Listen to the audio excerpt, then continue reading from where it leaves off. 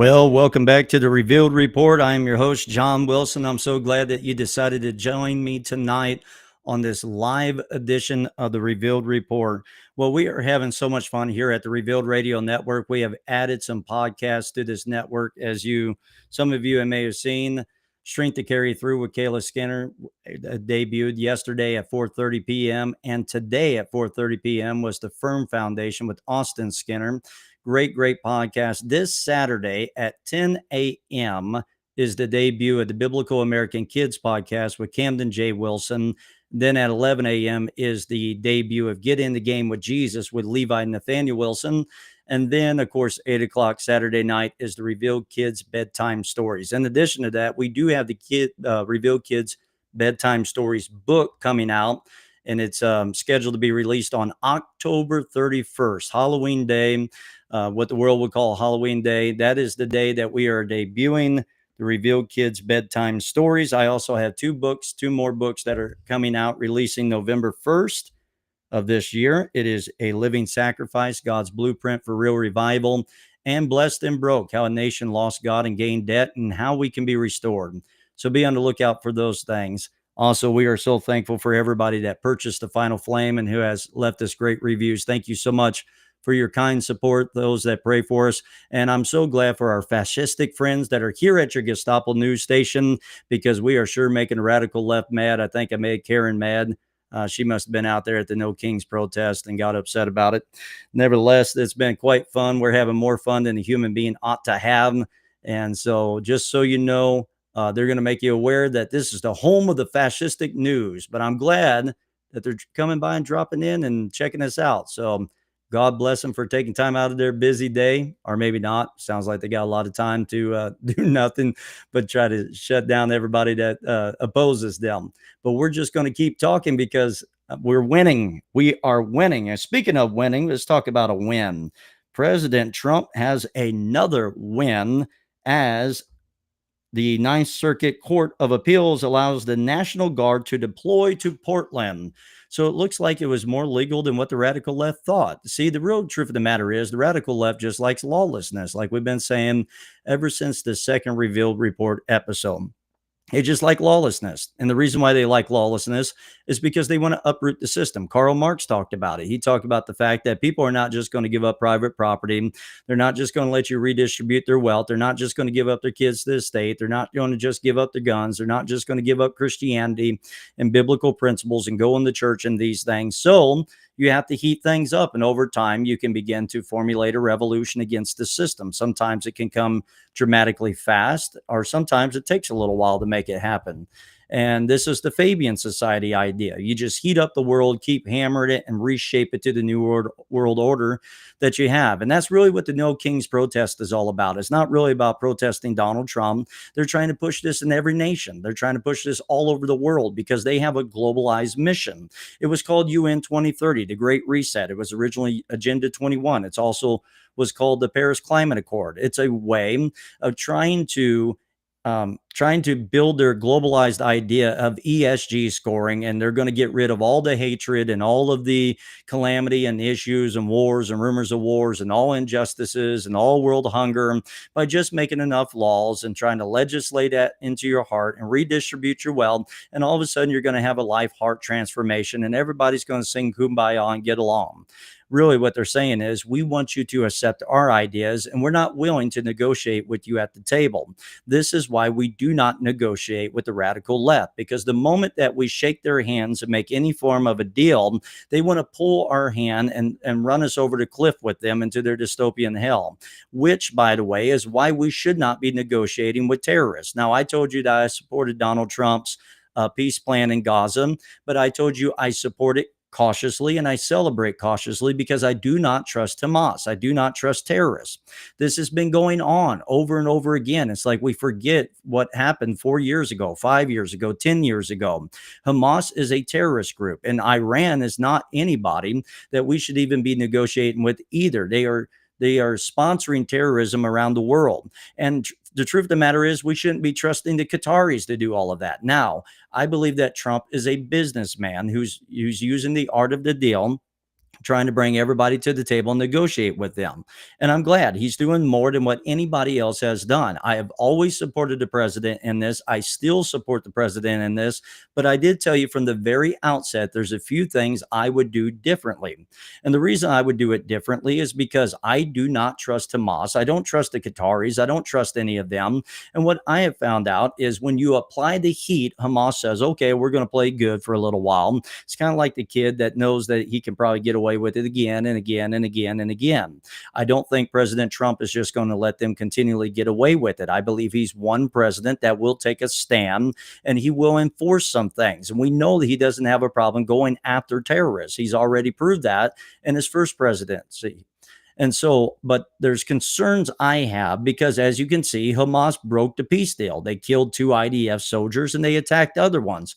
But the moment that Israel responds, then Israel is demonized and they're said that they're committing a genocide, which means that Israel just has to allow Hamas to kill their soldiers, attack their people, and not do anything about it. Of course, they're going to retaliate. We would retaliate as well. So would all the ones that are condemning Israel would retaliate if we're attacked. But Hamas, they have a better PR game. That's just the truth. That's one thing Israel fails to do. They're not very good at their PR game. They let Hamas really have better PR than them. Now, that doesn't make Hamas right because they have better PR, God forbid. But we find that every time Israel begins to attack back to defend themselves, they're demonized and they're told that they are committing a genocide because they want to win a war. And then we're told that Trump is Bibi's puppet and that Trump is just fighting Israel's war when there's no boots on the ground. And the only thing that was holding Bibi back from probably grinding them to powder, to be honest with you, is President Trump. And so everything the radical left says is contradictory to one another because they just spew out lie after lie after lie. And then they'll come in our comment section here on the conservative right and say that we're lying. We ask them what we're lying about. They never give us any receipts. They never give us anything, or they begin to say things that's not even factually true. You can go pull the data from left-wing outlets and give it to them. You see, they don't have any solid evidence for anything they speak. So they spew out lie after lie after lie to try to win the low IQ voter, the one who will not do their own research, the one that will not try to figure out things for themselves. And so we find that making a deal with the radical left is just like making a deal with Hamas. They'll break the deal. What they'll do is they'll act good for a little while. They'll hide and they'll lurk in the corners. And when you thought you got the circus clowns out of town, they're really just taking their bags and they're just looking around the corner looking for another opportunity. It reminds me of my dog when I tell my dog to go to the kennel and the dog goes around the corner acting like it's going to the kennel, but really it's looking out to see that we're not looking so it can make a mad dash to one of my kids' room and try to get away with it. That's exactly what Hamas does. That's exactly what the radical left does. They'll say that they concede to election, but really they're trying to rebrand. They're not trying to get rid of a king. They're trying to get rid of a duly elected president that won all the swing states. So this is why I say that we must get rid of all this political rightness, and we must understand that we are negotiating with people that do not want to negotiate. There used to be the saying, we don't negotiate with terrorists. And the truth of the matter is the radical left is much like Hamas. They both hate Israel. They both hate America. They would love nothing more than to tear down the system from within. And they're so hypocritical about it. You have people in the streets that says they're fighting against billionaires while they're being funded by billionaire George Soros and other billionaires, allegedly. And so what you find is they really don't mean that. What they're out is to destroy anything that is conservative fundamental principles that go back to the founding of our nation, especially if it resembles God whatsoever. They want to uproot that. Hamas and the radical left are the exact same. It's the radical left that acts like Antifa is not a problem. They tell you that Antifa really doesn't exist. They're just a bunch of lone wolves, which, by the way, everybody that commits an act of violence on the radical left is a lone wolf. None of them are associated with the radicalized ideology. The right does not produce this by large. There will always be fringe people that don't represent the core very well, but the radical left produces, the Democrat Party by large produces violent people. Let me remind you, they're the ones that predominantly wanted segregation. And before that, slavery. They predominantly wanted Jim Crow laws. It was Margaret Sanger that was linking up with Democrats to try to sterilize the black community. It's always been the Democratic Party that's usually producing violent people and more violent rhetoric. But yet they somehow, at the same time, flip the script and they say that we're doing all those things. And then they try to use big tech to close down our ability to speak out and say it's violent speech because we question the narratives of the radical left. We dealt with that all through the COVID-19 era. We dealt with that all through the Biden administration, where they tried to silence us. They tried to shut us down. Well, yet they will spill out rhetoric that's violent over and over again, and not just rhetoric. They'll just outright commit violent acts and then they'll defend it. You had a New Jersey teacher that was down there at the No Kings protest that was making a motion of shooting her own neck because she was saying that because the Charlie Kirk picture that was on the people's vehicle, or they were waving or something at the vehicle. And so what you find is they have no problem with violence. This is Hamas and this is the radical left. They're one and the same. And this is why we cannot negotiate with them. The truth of the matter is they must be defeated. Now, Hamas needs to be defeated in a war. They must disarm. They must unarm. And if they're not going to unarm, they need to be forced to unarm. Isn't it amazing that no other country around there wants to take any of them in? Why is that? It's because they don't want that dangerous pollution coming into their countries. Are they all racist? Because that's what we're told over here in America, that we're racist and we're bigots and all of that. My question is, are they racist bigots because they don't want to take them in either? Or is it because they want to secure and they want to preserve and they want to protect their own nation from being rotted out from within? And so what you find is that the radical left and Hamas are very good at the PR game. The problem is they both want to nuke down the system from within. The radical left never had a problem with Antifa. As a matter of fact, they were saying that, Antifa and BLM, as they were nuking down cities and stealing Louis Vuitton purses and brutally attacking police officers and their fellow citizens, that was just, that should have been protected. And so my question is, at what point do we just call them what they are? They're national terrorists. They're supporting national terrorism. And much of the radical left is like Iran. I say we're not committing it, but they're supporting the ones that are committing those acts. And so President Trump did come out and say that Hamas will disarm, or else they're going to be forced to. As a matter of fact, he said that they will just be wiped out if they don't. And I believe the president on that. I believe he's absolutely true in what he's saying. We've seen it before. Now, moving on to another subject, Trump met with Zelensky Friday. And while it was not as contentious as previous times, which was kind of entertaining at least, it still wasn't their greatest meeting together because, now I don't have a problem with this because I understand what Trump's trying to do here. But Trump is not ready to provide Zelensky with any of the Tomahawks yet. Now, let me shift to something that seems unrelated, and then we'll bring these together and it makes sense out of all of this.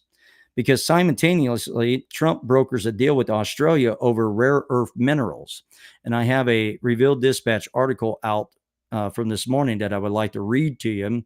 It's called "The Kangaroo and the Eagle versus the Dragon." And I quote, "From dependence to defense, the United States and Australia have officially signed a $2 billion critical minerals partnership aiming to secure the rare resources that power everything from our electric grids to our missile systems.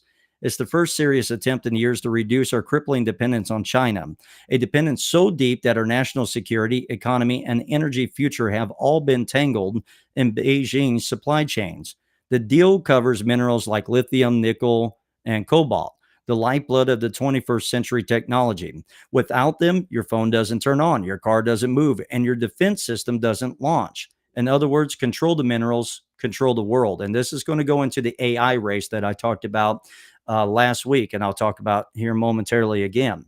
For too long, we let China hold the power. Now, at least on paper, that's beginning to change. A return to common sense. This partnership with Australia isn't just about mining rocks. It's about mining out the insanity of depending on our chief geopolitical rival for our national survival. America's political class spent decades preaching global cooperation while writing Beijing a blank check. We were told cheap imports and green partnerships would lead to peace. Instead, they led to trade imbalance, strategic blackmail, and weakened sovereignty. So when the headlines now boast of mineral independence, let's remember something important. We wouldn't be digging ourselves out of this hole if we hadn't outsourced our backbone in the first place. For years, President Trump warned about this. His tariffs, trade restrictions, and energy independence policies were mocked by the same globalists who are now scrambling to rebuild what they helped dismantle. The difference is he meant America first, not America dependent. Australia's role in the rising stakes. Australia, meanwhile, is no stranger to China's economic grip. Beijing once tried to punish Canberra with tariffs and trade restrictions for daring to question the Chinese Communist Party's actions. But this latest alliance shows that the kangaroo also has teeth, believe it or not. And when paired with the American eagle, that's a dangerous combo for the dragon. Together, the two nations can provide a reliable source of raw materials for the free world, a supply chain built on not dictatorship, but on democracy. The deal is more than a trade, it's a message. We rather dig with allies than bow to adversaries. The challenge ahead, bureaucracy versus backbone. Of course, this all sounds great until the bureaucrats, the radical left, show up and their judges. America has a bad habit of turning victory laps into paperwork marathons or court cases. For this partnership to succeed, we'll need to streamline environmental red tape that delays mining by decades, build new refining infrastructure at home, protect investments from foreign manipulation. Otherwise, all this talk of independence just ends up as another chapter in the DC dictionary under unrealized potential. Washington, they say we need energy independence. Also, Washington at the same time was saying, let's import everything from the people threatening Taiwan. Australia says, you blokes want some rocks? And finally, President Trump shows up and says, yes, how about some rare ones? The humor writes itself, but the truth hits harder. America doesn't need another partnership. It needs a backbone. True independence, national or spiritual, always begins by cutting ties with the things that control you. For America, that means ending our addiction to cheap foreign labor, dirty global supply chains, and the illusion of mutual dependence with regimes that hate us. For believers, it's a reminder that freedom and faith are mined from the same place, conviction. As scripture would tell us, the Lord is my rock and my fortress and my deliverer, Psalm 18:2. Let's pray this new alliance becomes more than a contract. Let it be a covenant of courage, because the world doesn't need more compromise. It needs leadership grounded in principle, not profit. And so I fully appreciate what the president of the United States is doing here. Now, I told you that this was going to tie in with the deals with Zelensky, because the reason why Trump is playing tough with Zelensky, first of all, we're spending a lot of money for Ukraine to fight that war. Don't you think America should get something out of it?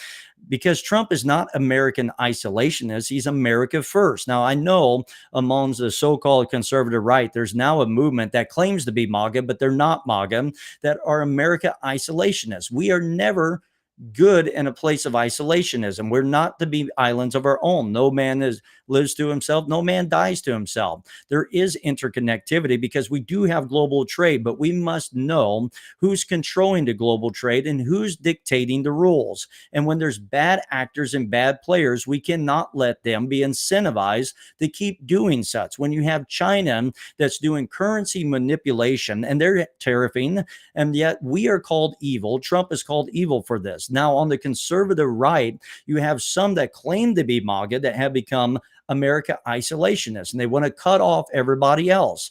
That is not wise. And that's not even America first. Let me give you an example. There was somebody that asked me the dumb question, is America first or Zionism first? My response to that was, it is in America's best interest to have a democratic ally in the Middle East that can ward off terrorism from taking more territory.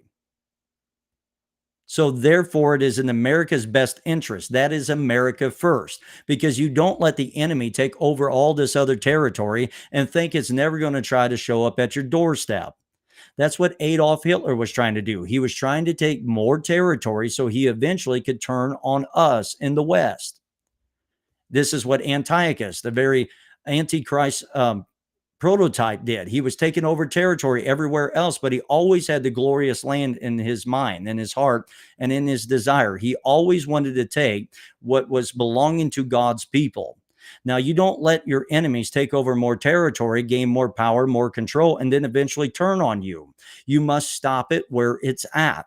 And so, therefore, having a democratic ally over there that can also fight off, so we don't have to put boots on the ground, so we don't have to use all of our military force, is a good thing. So, my question to the person that asked that question is, tell us your true intent. Tell us your true heart. Are you either American isolationism or are you pro Hamas? And my guess by the question that you were asking is probably you are pro Hamas and you just want to do your fake PR game and spin the script and make it look like Israel's the bad guy. And so are we. Now, at the same time, I find it amazing that those are the people that are anti Israel, but they call us Nazis. I thought the Nazis hated Jews.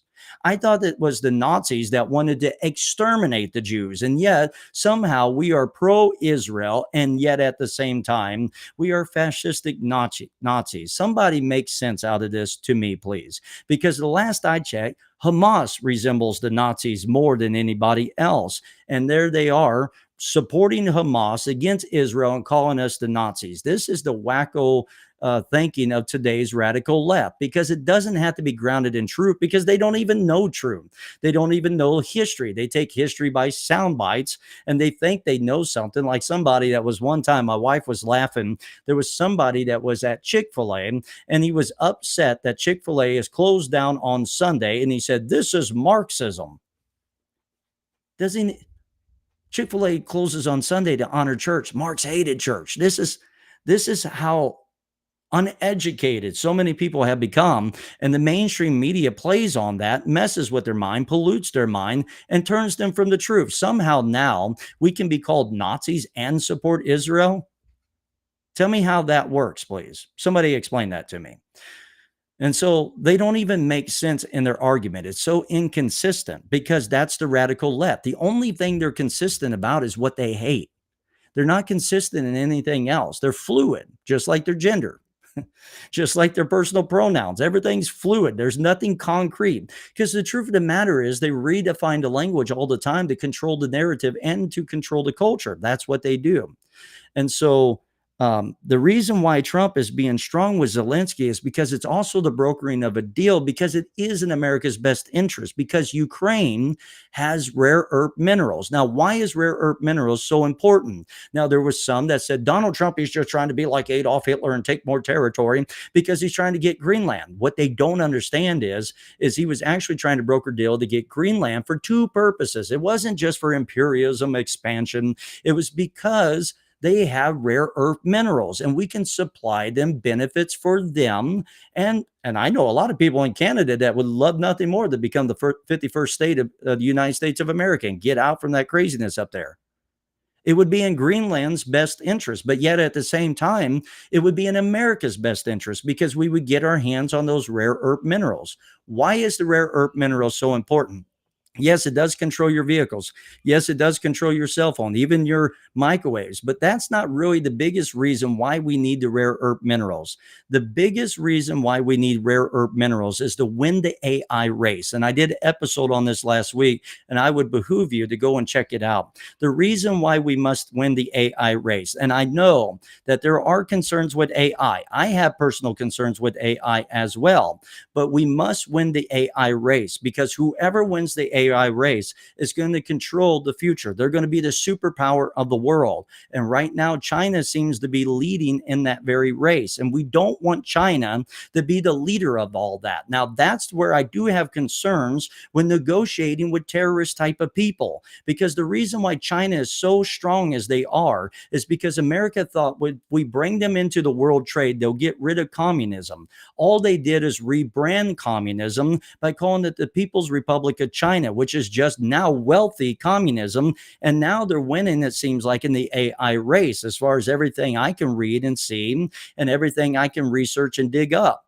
And so Donald Trump understands that that means they can become the superpower of the world. So to stop that, he wants to win the AI race. And that's why he's negotiating very hard with Zelensky. He'll help Zelensky, but Zelensky needs to help the United States of America. I mean, we're funneling in billions and billions of dollars to them to fight off this tyrannical Russian Vladimir Putin. And I'm sorry if you hear any kids in the background because my wife's out of the house. And so let's pray no natural disaster takes place before the end of this. So President Trump is willing to help them as an ally partner, but they have to be willing to help us back. Rare earth minerals is where we need their help. In addition to that, now we're brokering a deal with Australia. And that's what the deal with Greenland was all about, so that we can get rare earth minerals, so we can win the AI race, so that China doesn't become the superpower of the world. Now, you can say, well, what if America wins and they have bad leaders? There's always that risk, but that doesn't mean we lay down and quit. We must win the race of AI. Otherwise, we're going to lose the power of the world. The currency will no longer be the US dollar. It'd be something between China, Russia, and Iran and Saudi Arabia. And we don't want that. Now, moving on from that, the government is still shut down and there seems to be no clear end in sight. And I'm telling the Republicans, the GOP, keep standing firm. Let the Democrats own it. I know the mainstream media and everybody's going to spin it and say this is the Republicans that want to shut down the government. No, it's not. The Democratic Party wants to shut it down because the GOP doesn't want to go with the trillions of dollars lost in this supposedly affordable health care, which makes health care more expensive and less efficient, and not spend a bunch of money on illegal immigrants with affordable health care or Obamacare. I don't know why, but I keep getting that Obama phone in my mind. Just give out handouts.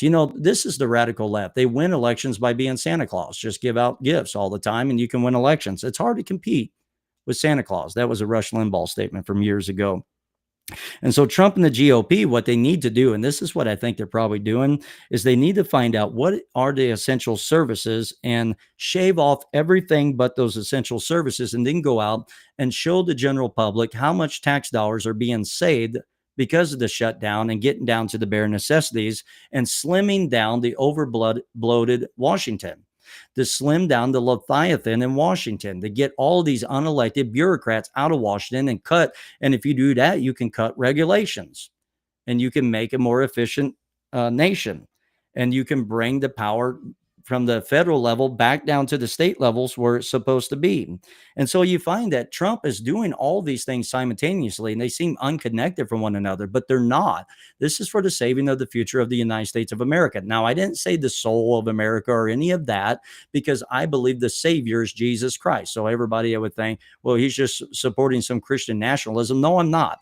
I believe that President Trump is used by God to see for the saving of the nation, the republic, but it is Jesus Christ that saves the soul. Now, we do see that Trump and the GOP is holding out, and I think they should keep the government shut down until the Democrats bow, instead of us on the right bowing this time. The Trump administration is massively escalating its counter-narcotic campaign in the Caribbean. Another narco ship was struck just recently. And Trump is clamping down on the Maduro regime for all the drugs and gang activity they allowed to pour over into our country under Biden. There is also reports that Maduro may step down and get out of the country. Now, I don't know what he's going to be replaced with, so I wouldn't take a victory too soon. U.S. relations with Colombia is being pulled back. One way is less involvement in spraying down their cocaine fields, rather make Maduro crack down on its own crime, because President Trump sees beyond the lies. He sees that Maduro is just acting like he's playing the part, but they're letting narcotics go into all of the world. He's just letting narcotics flow into all of the country, all of the world. They are a narco state. And so you see that President Trump is not being gullible to all these lies. He's not buying into all these lies. He's standing up, and he's actually defending our country. I just seen something come in there, and he's standing up for our country, and he's going against the narco state. And now he's making sure ships aren't coming in. The reason why they're sending narcotic ships in is because he's got the borders closed.